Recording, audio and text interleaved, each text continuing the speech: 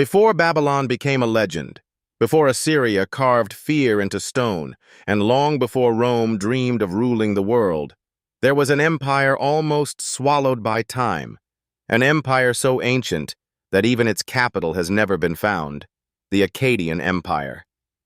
It rose from the dust and rivers of Mesopotamia, from a land where cities stood like islands of ambition between the Tigris and Euphrates, each ruled by its own king, protected by its own god, and locked in endless rivalry with its neighbors. Uruk, Ur, Lagash, Kish, Umma, and Nippur were not just cities. They were worlds of mud-brick walls, crowded markets, sacred temples, irrigation canals, and royal courts where priests watched the heavens and kings claimed divine favor. For centuries, these city-states fought for land, water, trade, and glory, but none of them imagined that one man would rise from obscurity and change the meaning of power forever. His name was Sargon, and his origins were wrapped in mystery. Later, legends claimed he was born in secret, placed in a basket of reeds, sealed with bitumen, and sent down the river as a helpless infant, abandoned to the will of the gods. But instead of dying, he was found and raised by a gardener, and the child carried by the river would one day become the man who ruled the rivers themselves. Whether the legend is true or not, it reveals how ancient people remembered him, not as an ordinary king, but as a figure chosen by destiny, a man who rose from nothing and built something the world had never seen before. Sargon first gained power in the city of Kish, perhaps serving close to the royal court, where he learned the secrets of politics, loyalty, betrayal, and ambition. At that time, Mesopotamia was already shaking under the force of another conqueror, Lugal-Zaggisi of Umma, who had seized many Sumerian cities and seemed ready to unite the land under his own rule. But history was preparing a reversal. Sargon challenged him, defeated him, and, according to later accounts, led him in chains to the holy city of Nippur, showing the world that the age of small city kings was ending. From that moment, Sargon did not simply conquer. He transformed conquest into empire. He founded a new capital called Akkad, a city so important in its time that it gave its name to a civilization, yet so completely lost today that archaeologists still do not know exactly where it stood. Somewhere beneath the soil of modern Iraq, perhaps under fields, villages, or forgotten ruins, the heart of the first true empire may still be waiting in silence. From this hidden capital, Sargon sent his armies across Mesopotamia. City after city fell or submitted. Uruk, Ur, Lagash, Umma, and many others were drawn into his expanding system. His influence reached northward and westward toward trade routes that connected Mesopotamia to Syria, Anatolia, and beyond. Timber, stone, metals, grain, silver, and luxury goods flowed through networks that the empire now sought to control.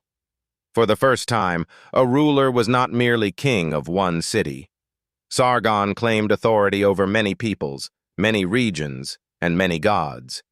He created a new vision of kingship, one that stretched beyond walls and fields toward the horizon itself. But an empire cannot survive by victory alone. Sargon understood that conquest had to become administration. He placed loyal governors in conquered cities, stationed soldiers where rebellion might begin, and used scribes to record taxes, labor, grain, offerings, and royal commands. Clay tablets became instruments of power. Writing was no longer only memory. It became control. Orders could travel across distance. Resources could be counted. Workers could be organized. Temples could be monitored. Cities could be tied to a central authority they might never see, but were forced to obey. The Akkadian Empire also changed culture. The Akkadians were Semitic-speaking people living alongside the Sumerians, whose civilization had already created writing, temple economies, urban life, and complex religion. Rather than destroy Sumerian culture, the Akkadian rulers absorbed and reshaped it. Sumerian remained sacred and prestigious, while Akkadian became increasingly important as a language of rule and diplomacy. This fusion created a cultural foundation that later Babylonians and Assyrians would inherit. Myths, royal titles, religious ideas, scribal traditions, mathematics, astronomy, administration, and law all carried echoes of this early imperial age. Yet, beneath the glory, tension was always growing. The conquered cities had not forgotten their independence. Every Akkadian governor was a reminder of humiliation. Every demand for tribute reopened old resentment. When Sargon died, rebellion spread. His son Rimush inherited not peace, but fire. Cities rose against Akkadian rule, testing whether the empire had been held together only by Sargon's personality. Rimush responded with violence, crushing revolts and recording his victories in the brutal language of ancient kings. But his reign revealed a truth that would haunt Akkad until the end. The empire was powerful, but it was never fully secure. Resistance lived beneath the surface. Rimush may have died through palace conspiracy, perhaps murdered by those close to him, showing that danger did not only come from enemy cities, it could also come from within the royal house itself. After him came Manishtushu, another son of Sargon, who continued the work of preserving and expanding imperial power, but he too may have met a violent end. The dynasty survived, but the throne was surrounded by shadows. Then came Naram-Sin, grandson of Sargon, the ruler who brought Akkadian power to its most dazzling height and its most dangerous arrogance. Under Naram-Sin, the empire fought rebellions, campaigned into distant lands, and projected an image of royal power unlike anything before. His famous victory stele shows him climbing a mountain over defeated enemies, larger than his soldiers, wearing a horned helmet associated with divinity. This was more than art. It was a message. Naram-Sin was not presenting himself as an ordinary king chosen by the gods. He was moving closer to the divine himself. In his reign, Akkadian kingship became cosmic, heroic, almost superhuman. But this raised a terrifying question. When a king rules so much of the known world, when cities tremble before him and scribes carve his victories into stone, does he begin to believe he is no longer fully mortal? Later Mesopotamian tradition remembered Naram-Sin not only as a great conqueror, but as a warning. In the legendary tale called The Curse of Akkad, he angers the gods by attacking the sacred temple of Enlil at Nippur after divine signs fail to favor him. As punishment, the gods abandon Akkad, and disaster falls upon the empire. The Gutians, fierce peoples from the mountains, descend upon the land. Famine spreads. Order collapses. The once glorious city becomes cursed and desolate. Historians do not treat this story as simple fact, but it reveals how later generations tried to explain the fall of something that must have seemed invincible. To them, Akkad did not fall only because of politics or war. It fell because its king had reached too high, because empire had become arrogance, and because the gods withdrew their protection. In reality, the decline of Akkad was probably caused by many forces at once. The empire had grown vast, and vastness brought strain. Armies had to be supplied. Governors had to remain loyal. Rebellions had to be crushed again and again. Trade routes had to be protected. Harvests had to remain strong. But around this time, parts of the Near East may have suffered severe climate stress and drought. Imagine what that meant in the ancient world. Rains failed.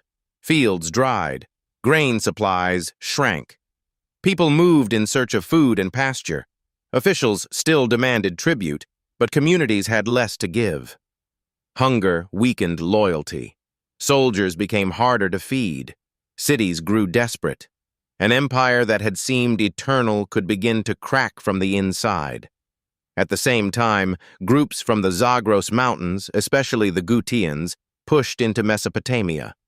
Akkadian texts and later Sumerian traditions portray them as destroyers of civilization, though this image was likely shaped by the hatred of those who suffered under them.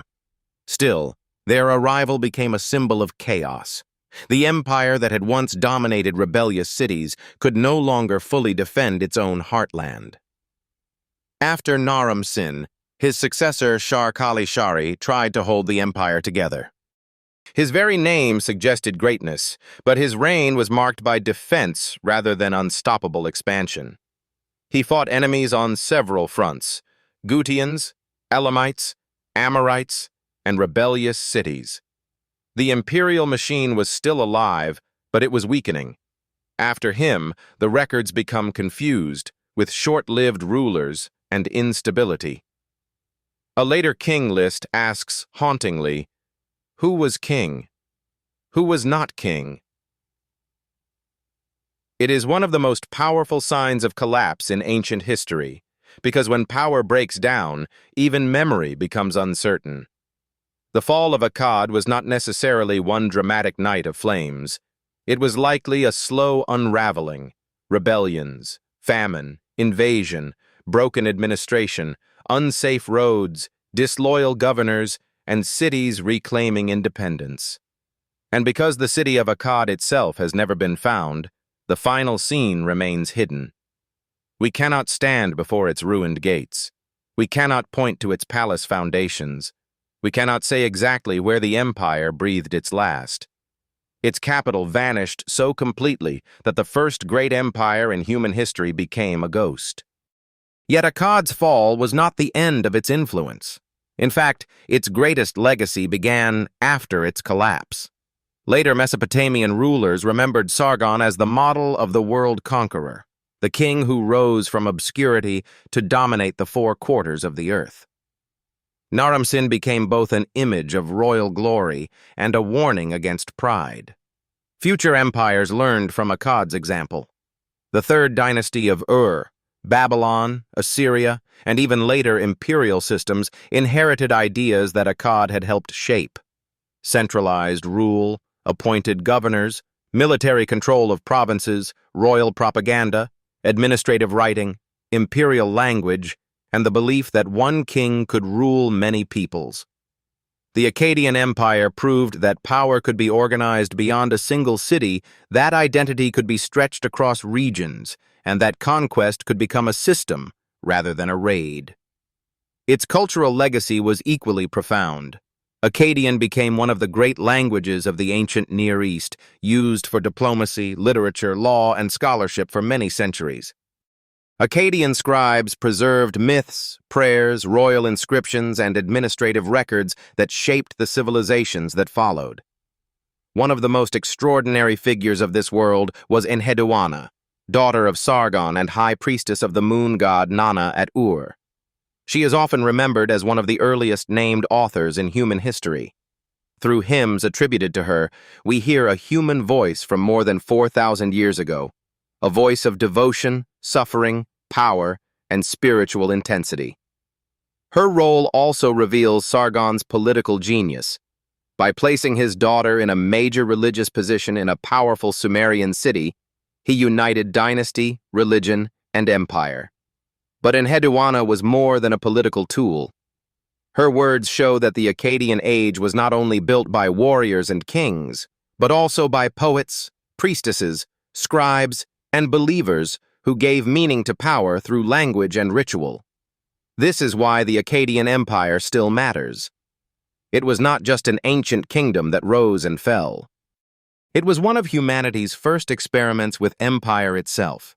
It showed the possibilities of unity, but also the dangers of domination. It connected cities, expanded trade, spread culture, and created new forms of administration. But it also brought violence, extraction, rebellion, and suffering. It was brilliant and brutal at the same time. It gave the world a new political imagination, but it also revealed how fragile that imagination could be when faced with hunger, rebellion, climate stress, and human pride. Today, when we think of governments, capitals, official languages, armies, tax systems, borders, archives, and state power, we are looking at ideas that have deep roots in ancient experiments like Akkad.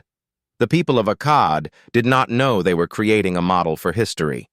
They did not know they were living at the beginning of something vast. They woke beneath the Mesopotamian sun, worked in fields, carried clay tablets, served in temples, marched in armies, whispered in markets, feared kings, prayed to gods, and endured the uncertainty of their own age. Only later would time transform them into the founders of empire. And perhaps the most haunting part of their story is this. Sargon wanted his name to live forever. Naram-Sin carved himself like a god into stone, and Akkad claimed to rule the 4 quarters of the world. Yet the earth swallowed its capital so completely that modern scholars still search for it. The empire that taught humanity to dream of ruling the world became a mystery buried beneath the world it tried to command. But it was not erased. Its fingerprints survived in Babylonian law, Assyrian kingship, Mesopotamian literature, imperial administration, and the very idea that one ruler could bind many peoples into a single political order. The Forgotten Akkadian Empire rose from rivers, ambition, and legend. It burned brightly through conquest, culture, and innovation. It fell through pressure, rebellion, drought, invasion, and perhaps the fatal arrogance of kings who believed themselves untouchable. And in the end, it left behind a question that still echoes through history. What happens when human ambition becomes powerful enough to unite the world, but not wise enough to preserve it?